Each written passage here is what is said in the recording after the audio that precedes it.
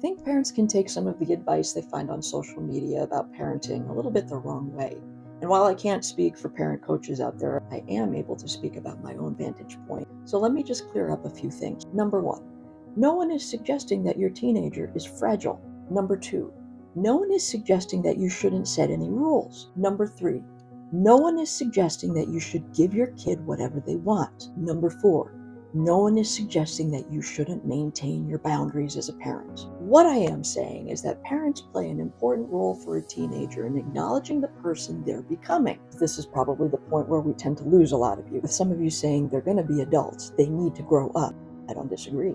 How we get them there is the thing that I want you to reconsider. A lot of Gen X parents tend to feel their teens are super entitled when they are insisting on expressing their opinion. But we really need to take into context our own actions when they were younger. They grew up in an educational and extracurricular system where people were acknowledged for participating. And yeah, people make their jokes about participation trophies, but what kids take from that is that everyone has a voice that's worth something. Number two, we have the benefit of older Gen X parents who are experiencing extreme alienation from their adult children. Practically speaking, 9 times out of 10, validation is the way to prevent that experience of alienation from your adult children. It takes a lot for a kid at any age, even grown, to make a decision to cut off their parents. And it tends to be out of true hopelessness that their parents will ever accurately see them. And so for those adult kids, they're not having contact because they're done. They are done trying to fight to be seen for the way they want to be seen. All right, well, where does this leave us all then? Because I can hear some of you saying, but Jenny, they used to be able to do more things when they were younger. They used to be able to listen to me better. And this comes with the territory because of the way their brain is maturing.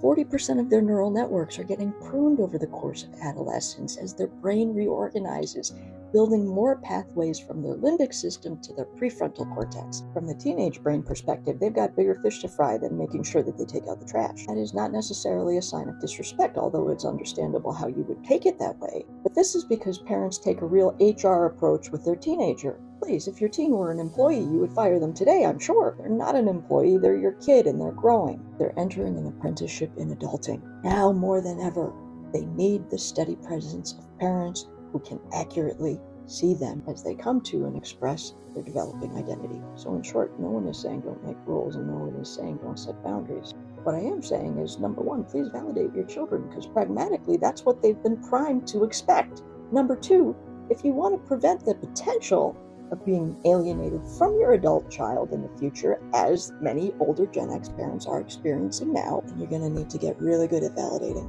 And you can talk all you want about how it shouldn't be this way, and this is going to be the demise of society.